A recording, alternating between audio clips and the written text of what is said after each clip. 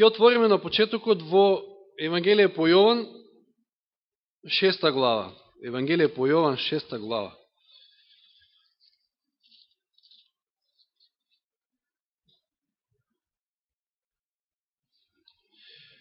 Ке читам од 38 стих па до 40.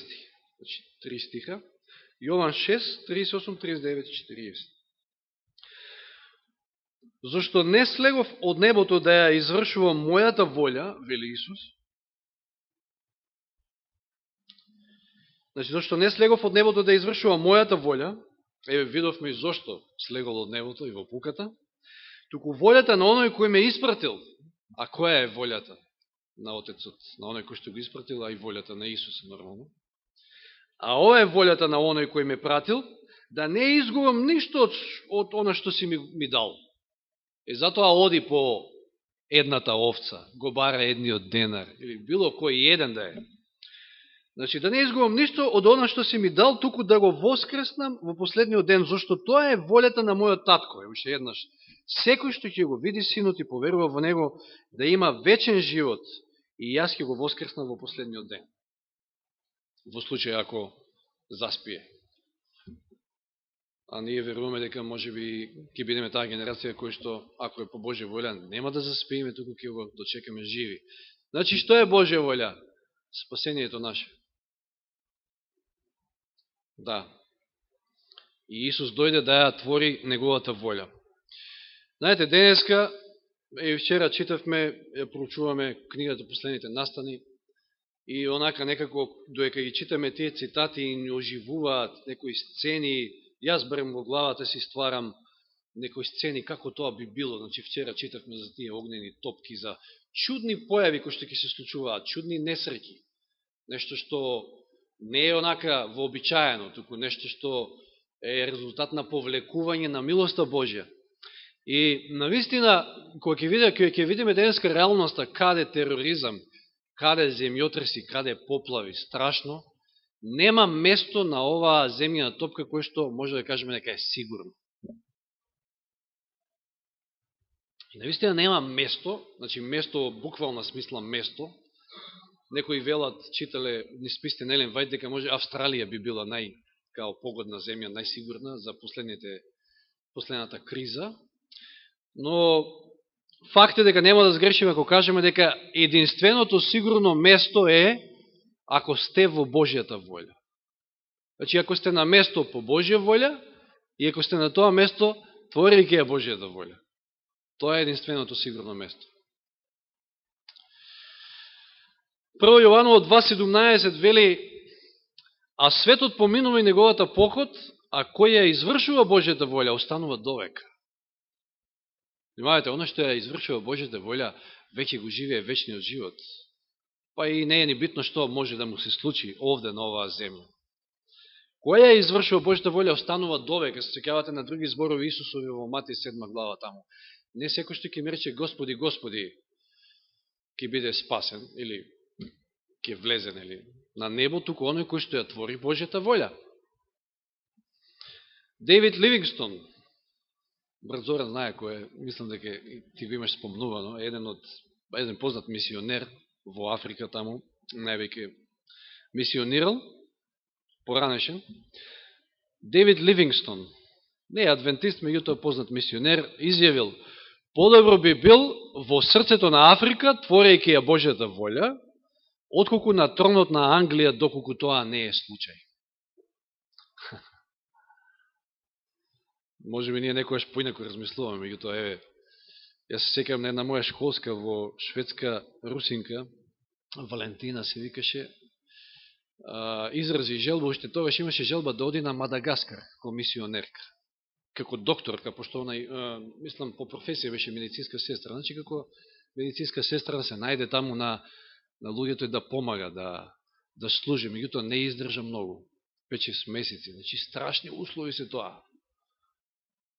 Мадагаскар, тој е оној островот што е во Индиски океан, така му доаѓа. Малку погоре од него се, не малку, ама Сејшелските острови, кај што е вистински рај, како што кажа Данило за Тел Авив. Ама јас имам школски од Сејшелски острови, ми велеше, значи, Баш како што е во Калифорнија, кај што сега се нашите газди таму тој дел, 25 степени температура преку цела година. Тоа се Сејшелските острови. И дори ми во шала ми викаше, ке ти чувам еден остров, пошто има многу таму и многу ненаселени.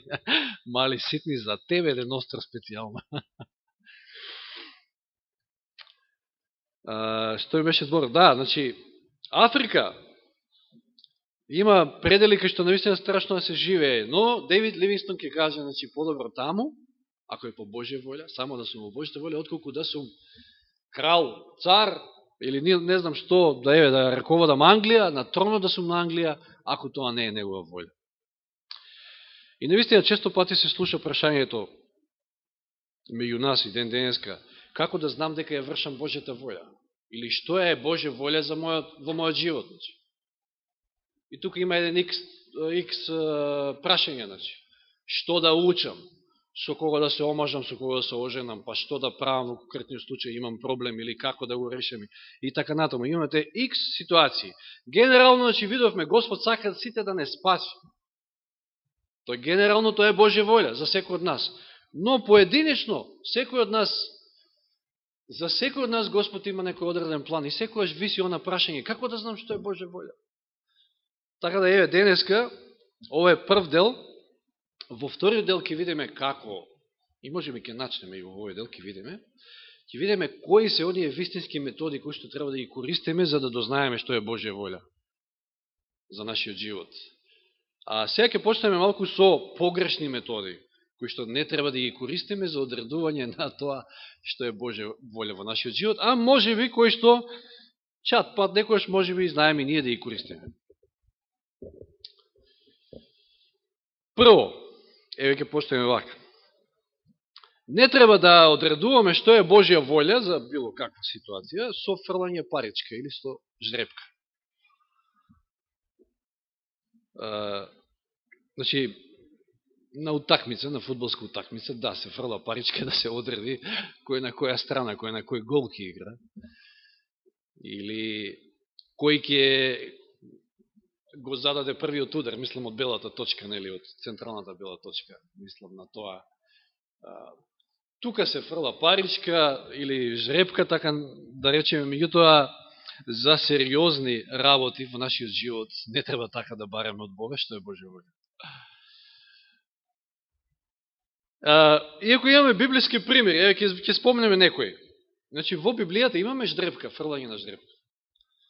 Ке се сетите на еден случај, таму битен случај во Стариот Завет. Се фрлало жребка за тоа, нели, доведувале два козели или два јарци, исти потполно, без мана сето тоа, и се фрлало жребка кој ќе биде за Бога, жртвуван, а кој ќе биде, ќе го представува Азазел, односно ѓаволот, ќе биде изнесен во пустината и таму, нели, ќе го остават да умре. Но пазите, станува збор за два потполно исти јарци и веројатно Господ овде сакал целиот тој процес, нели, знаеме, чистење на светињата и сите греови на крајот требало, односно вината за греот, требало да заврши врз Азазел, врз тој јарец, па да биде однесен во пустината. Секај ќе се укаже на тоа дека зачетникот на гревот и оној кој што навистина е виновен за сите греови на оваа земја е токму ѓаволот. Сакал Господ тоа да го одреди, да го заврши. Че пазите, кога има фрлање на жребка во некој ситуација во Библијата, Господ стои за тоа. Ајде да се сетиме на еден друг пример. Дела апостолски 1 глава. Што имаме тука во Дела апостолски 1 глава? Биле 12 апостоли, едниот отпаднал, Јуда, знаеме како завршил трагично за жал, и сега требало да се бира замена за него, повторно да бидат 12, останали нели 11. И читаме во 1 глава Дела апостолски, од 23 стих па до крајот, до 26. И поставија двајца, повторно двајца како во случајот со двата јарца, Јосифа, наречен Варсава, наречен Јуст и Матеј, или Матеј овде. И се помолија, сега внимавајте целиот процес, значи не е овде само фрлање паричка. И се помолија на Господа, велејќи: Господи, Ти, кој ги познаваш срцата на сите, покажи ни кого си го избрал од овие двајца, за да го прими местото во оваа служба и во апостолството од кое остапи Јуда за да отиде на своје место. И фрлија жребки. Значи се помолија, бараат од Господа, Господ да одреди кој, па фрлаа жребка за нив и жребката падна на Матеја и тој се вброи во 11 апостоли, како 12. Значи, кој стои зад жребката овде? Значи, не дека немало фрлање жребки, меѓутоа зборуваме за тоа дека тоа е несигурен метод, ако сакате да одредувате за некоја ситуација што е Божја воља. Сигурно нема да одредите ако имате што знам, еве сакате да се жените или да се мажите и сега имате два избора, не знам, така карикирам и сега ќе фрлам паричка за да видам кој е кој. Со кого би требало? Сигурно не. Тоа е сериозна работа, сериозна одлука животна. Значи, овде стои Господ, внимавајте, молитва е присутна, се бара од Господ да се одреди кој е. Значи, вред, не сме до толку за да правиме вакви работи, меѓутоа спомнуваме први да видиме кои се методите кои што не треба да се користат. Пословици 16.33, внимавајте овој стих, помнете го овој стих, ако ете некојаш ви дојде на памет тоа фрлање парички или некој таков начин на одредување на тоа што е Божја волја. Значи, Пословици 16.33. 16.33, последниот стих од 16 глава. Во пазувата се фрла жребката, но од Господа е секоја одлука. Да. Како е во случајот со изборот на Матеј. Значи, постеле, мислам, се молеле, биде водени од Духот Свети, Господ одредил, иако фрлале жребка. Значи. И ќе видиме сега и други методи, кај што не значи дека може би Господ некојаш и така знае да работи, ама во нашето незнаење или ете едноставно толку знаеме ние, толку ни е познато, а може и така да работи. Меѓутоа, генерално, не смееме да се задржуваме на вакви методи за да видиме што е Божја воля за нас. Фрлање паричка. Еве еден коментар во библискиот коментар на Елен Вајт во однос на изборот на Матеј, значи фрлање на жребката. Видите што вели Елен Вајт, што ни порачува.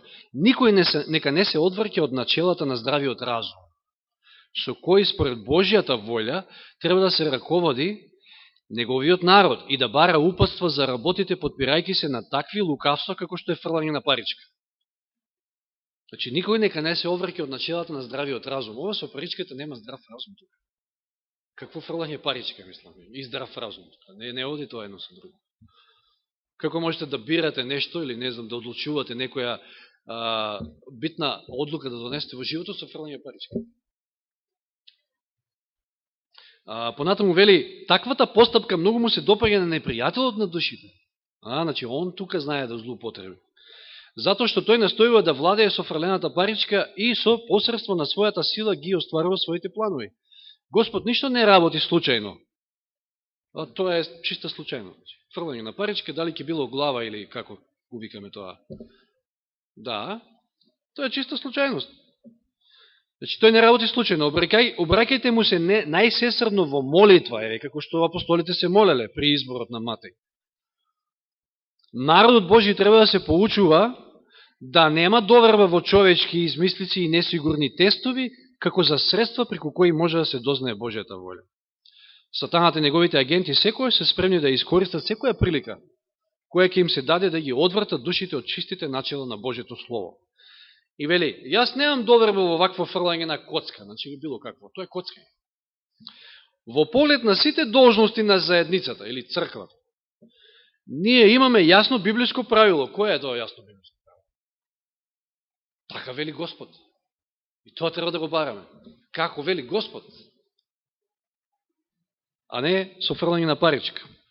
И пазите, веројатно се сеќавате некојаш во младоста, може би, како детишта која сте биле, имало некоја ситуација која сте фрлале паричка и се стакале нешто да ете. И фрлате парички, ако не ви се падне тоа што го посакувате, ќе си речете, ај од 3 пати, да видиме што ќе се случи. Се случува тоа, нели? И на крајот, да, тоа биле веќе назнабоштите, да. Те фрлале, нели и овие војниците фрлале жребка за облеката на Христа, меѓутоа не зборуваме за христијаните, ние како христијани да се поучиме што е што. И пазите, глупост е, тоа е чиста глупост. А ако размислите вака, значи, колку опции имате во паричката? Или ќе ви падне глава или петка? Ева мислам глава или тоа, опачина, како да кажем. Да. Две опции. Зошто да го ограничуваме Господа на само две опции? Кога тој има некојаш илјадници опции за нас, за кои што ние не ни знаеме, како што вели Елен Вајт на едно место. И ние го ограничуваме на две опции, или вака, или така. Е, сега, шо е Божја воља? Не смееме. Второ, барање на знак. Не значи дека некојаш е погрешно. Не значи, еве, ќе отвориме во Судии 6 глава. Ова е случајот со Гедеон, кој Господ доаѓа и го повикува Гедеона, за да го избави својот народ од мадијамците ли беа? Ајде видим. Од непријателите. 6 глава. Да, од мадијамците. Значи, тешко им било на евреите под нивната рака, ако да се сетиме само дека им грабале од посевите, од стоката. И, вели, Господ ги предаде за 7 години. И сега, Господов ангел, 11 стих, читаме од 11 стих, 6 глава, дојде и седна под дабот при Офра, што му припаѓаше на Јоас Авиезеров, неговиот син Гедеон чукаше жито на гумното, за да го запази од мадијамците, да си го оврши и да си го тргне настрана, затоа што ќе му го дигнат. И му се јави Господов ангел и му рече: Господ со тебе, храбар јунако. Гедеон му одговори: ох, Господарю, ако е Господ со нас, зошто не снајде сето ова? Каде се сите оние негови чудеса за кои не раскажува нашите татковци, говорејќи: не изведели Господ од Египет, а сега Господ не остави во раците на мадијамците. Тогаш Господ погледна кон него и му рече: оди со таа сила во тебе и ти ќе го избавиш Израел од раците на мадијамците. Јас те испраќам тебе. Но Господару му одговора Гедеон: како ќе го избавам Израел, мојот род е најмал во Манасиевото плема и јас сум последен во куќата на мојот татко. И Господ му рече: јас ќе бидам со тебе, па ќе ги победиш мадијамците како еден човек. И Гедеон му рече: ако најдов милост во твои очи, дај ми знак дека ти зборуваш со мене. И Господ ќе му го даде знакот. Еве го знакот. Не заминува, вели, од тука, доека не се вратам со дар и доека не го оставам пред тебе. Тоа в Гедеон му вели, а тој одговори: ќе останам доека не се вратиш. Гедеон отиде, сготви јаре и пресни лебови од ефа брашно, стави месо во кошницата и чорба во грмчето, па го донесе сето тоа под давот. Господовиот ангел му рече: земи го месото и безквасните лебови, стави ги на таа стена, карпа, а чорбата историја. Тој направи така. Господовиот ангел го зеде жезолот, што го држеше и со врвот ги допре месото и приноси пресните лебови. Оган пламно од стената, и знаеме што значи ова прифаќање на таа жртва. Оган пламно од стената и ги спали месото и пресните лебови. Потоа Господовиот ангел исчезна од пред неговите очи. Гедеон го добил закон. Ама тоа не е доволно за него. Се колеба, нема вера, знаете, долго време, 7 години поминале, нема никакви чуда Господови, ништо како Господа не е тука, иако еве чудото го гледа пред себе, го гледа знакот, и што бара знак повторно, 36 стих. И гледате се ова. Интересно, дали сте го размислували некојаш. Гедеон му вика на Господа, значи 36 стих.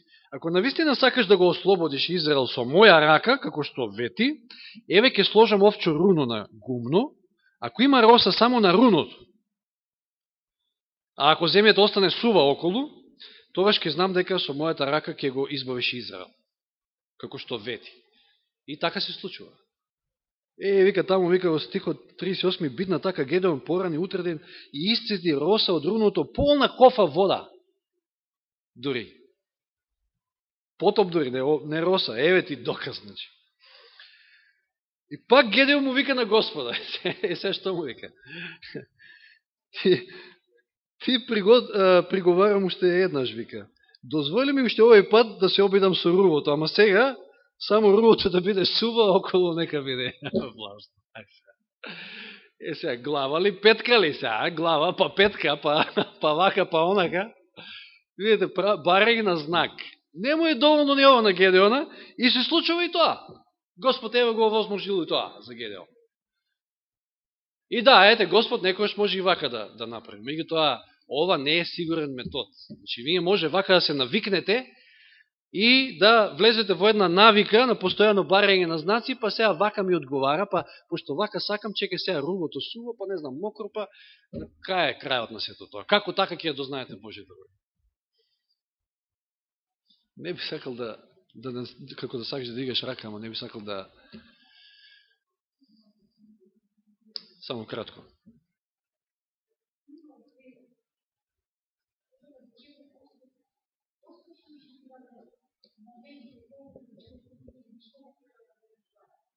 Да.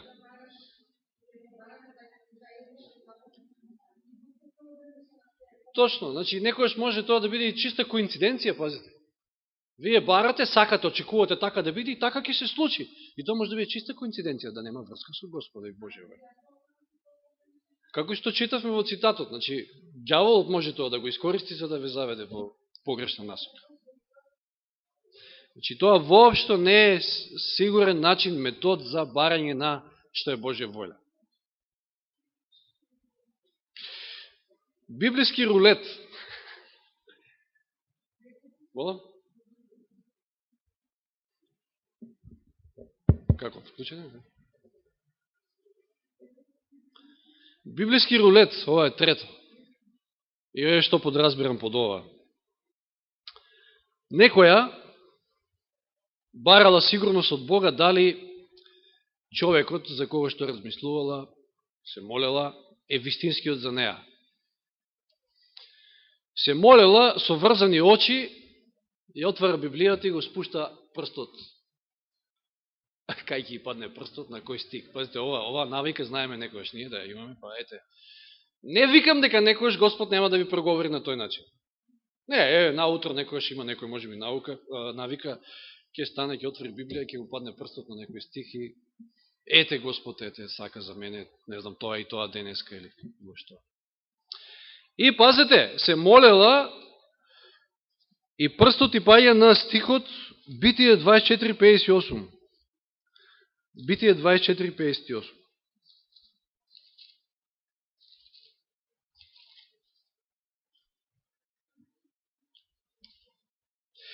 Ја повикаа Ревека и ја прашаа, сакаш ли да тргнеш со овој човек? И таа одговори, сакам. И тоа за неја било знак, значи било Божја волја дека тој човек е за неја. Меѓутоа, внимавајте, за вакви работи, пак кажуваме, сериозни работи, вака да донесувате одлуки, да сметат дека тоа е Божја волја, тоа е стварно катастрофа, мислам, тоа стварно треба човек да...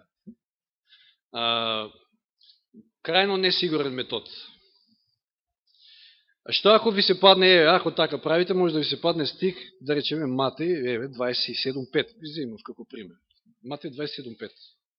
Сега се молите, не знам што е Божја волја. И ви се паѓа 27:5. И овој стих гласи, тоаш ги фрли сребрниците во храмот, излезе, отиде и се обеси. Може да ви падне тако. И сега ќе речете, чекай, сега, ова не може да биде. Чекај, сега ќе барам друг стих. И сега вртите, по некоја случајност, значи тоа е чиста случајност, ви се паѓа, после овој, отиде се обеси, Лука 10:37. Да видиме 10:37, што вели? Само ви ја кажувам, значи, колко ова метода е несигурна, како преку пример. Лука 10:37 вели вака. Тој рече, оној кој му кажува милост, значи тоа одговор на претходниот стих, вели, Исус му рече, оди и ти прави така. Првин читате, Јуда отишел се обесил, потоа ви паѓа прстот на стих, оди и ти прави така. Ќе речете, еден стих, два стиха, ова мора да е Божја волја, да одам да се обесам. Значи, крајно несигурен метод, навистина. Или да не ви падне тамо во Исаија, знаете, која има стихови кај што вели Господ му рече на Исаија 3 години да оди бос и гол. Може и тамо да ви падне прстот. Така да, несигурен метод, навистина несигурен. Не велам дека некојаш Господ нема да ви проговори. Ете, има тој ги знае нашите умови, како функционираат. Меѓутоа, немојте да се подпирате на вакви методи за да одлучувате што е Божја волја за вашиот живот. Посебно за многу важни и битни одлуки. Четврто, соништа и визии. И не велам пак дека Господ некојаш преку сон или преку визија нема да ви проговори. Ама внимавајте, и ова е многу несигурен метод. Ја од лично искуство може да ви кажувам, да не ви расправам сега колку јас во мојот адвентистички живот се имам излажано по сон. Така да од тогаш навака ја во нигден сон не верувам. Може би така Господ сакал, не знам. Да, не е исто, ја не велам, значи Господ работи со секого. Посебно меѓутоа збориме за не велам дека некојаш Господ нема да проговори. Тоа го држим. Меѓутоа, да се навикнете и да гледате соништа. Знаете ли што е всушност сонот како прво? Само ќе стрпете се. Што е сонот? Во текот на денот, тоа што го размислувате, тоа што го доживувате, останува во подсвеста и вие сонувате после дефрагментирани делови, значи делчиња од сите тие работи и некој хаос тамо нешто, не знам. Некогаш се случува, да, некој точно јасен сон Господ да ви даде, може би, ја не велам. Меѓутоа, немојте да се подпирате толку многу на соништа. Тоа е исто така несигурен метод. Да, и не само ради снимањето, и текот на моите мисли, не поставам прашање за да се одговори, значи јас чисто онака тоа е, за да ете тече на некој начин темата, значи. Јас се вадам како прво од контакт, да кажам, од контекстот, значи и тоа е втора работа и затоа што се снима, затоа ќе молам да се стрпиме, па потоа има време за коментари. Значи, соништа не. Што е со визиите? Еве еден пример, интересен пример. Знаете, визија дека нешто не е доека спиете, туку нешто ете најаве, што ќе можеби ќе ви се појави. Еден млад земјоделец, работејќи на нивата, се прашувал дали треба да продолжи цел живот со земјоделие или можеби Господ има некој друг план. И врти глава нагоре и почнала да се заоблачува, да се формираат некои облаци и облаците формираат букви О, П. И си вика, оди проповедај. Ова мора да значи. И тргнал. Оставил све и земјоделие и се и за малко и семејството ќе му умрело од глад и се живо, мислам. Тоа не е одело како што требало, значи едноставно се покажало дека тоа не е Божја волја. И потоа застанал и си рекол, чекај, О, П, тоа може да значи остани полјоделец. Полјоделец, знаете што е, земјоделец исто, полјоделец. Остани полјоделец, а не оди и проповедај. Значи, сега ви кажам, исто и тука, чиста случајност може да е некојаш, а вашиот ум, ако е така скроен, ако се навикнете така, тогаш може хаос да настане во животот. Тоа е воопшто несигурен метод. На крајот на краиштата, сетете се, Господ делувал преку соништа и визии, ама преку кои? Избрани луѓе, пророци, своји луѓе. Елен Вајд да не ја спомнем, значи кој знае колку соништа и визии Господ и дал. Ама тоа се посебни избрани луѓе. Да не се занесуваме дека некојаш можеби ние сме дел од тоа. Зборуваме за методи за одлучување на Божјата волја. Не се сигурни нити овие два. А не велам, пак ќе кажам дека Господ некојаш можеби не може да работи на тој начин со некого. И сега, значи што видовме? Видовме дека фрлање паричка не оди. Барење знак, со овчето руно, например, со Гедеон, не оди. Библиски рулет, отварење Библија, прс, не оди. Не е тоа начинот. Соништа, виденија, што може често пати да бидат халуцинации, да се претворат во халуцинации. Не оди. Тогаш каде да почнеме? И овде тука само ќе почнеме и ќе завршиме следната сабота. Каде да почнеме? Рековме, пак ќе повториме преку друг стих, 2 Петрово 3.9. 2 Петрово 3.9. Господ не го забавува тоа што го ветил, како што некои мислат за тоа бавење. Туку го покажува своето трпение кон вас, зашто не сака некој да пропадне, туку сите да дојдат до покаяние. Господова волја, Господа желба е да секој дојде до покаяние и до спасение. Точка. Тоа е така. Значи, што и да работиш, да бираш, може би треба да бираш која работа да ја прифатиш. Имаш понуда од, или си поднел тамо CV на 2 места, 3, 5. Која работа да работиш, или било што. Најпрво им прашај се дали си се измирил со Господа. Тоа е прво и основно. Дали си во онаа спасоносен однос или врска со Него, дали си се покајал. Затоа што Господ може би нема да ти даде ни знак, ни ништо, или не, мислам, видовме на кој начин не треба, ни провидение ако ти не си измирен, затоа што така може уште повеќе да се искомплицира животната ситуација, а не да тргне на добро. И сега прв начин на листата, и ја тука ќе застанам, нема да одам понатаму, затоа што нема време, и како што кажав, и онака беше предвидено во 2 дела да биде. Значи, листата ја составив од, да видам колку беа, 9 точки. Поминавме 4 кои што не се методи за одредување на Божја волја, а понатаму ќе видиме листа од 9 методи и начини како да се одреди што е Божја волја. Првиот, само ќе го спомнам, се состои во стихот Јован 7:17. Многу битен е овој. Значи, затоа реков први измирување со Бога, па Јован 7:17. Многу силен стих. Од секојаш ми се допаѓал. Јован 7:17. Знаете кога му велат на Исуса како овој ги познава писмата, кога не учел во рабиските школи. И тогаш Исус им одговори и рече, нели, вели во 16 стих, мојата наука не е моја, туку од оној кој ме пратил, и 17. Ако некој сака да ја исполнува Божјата волја,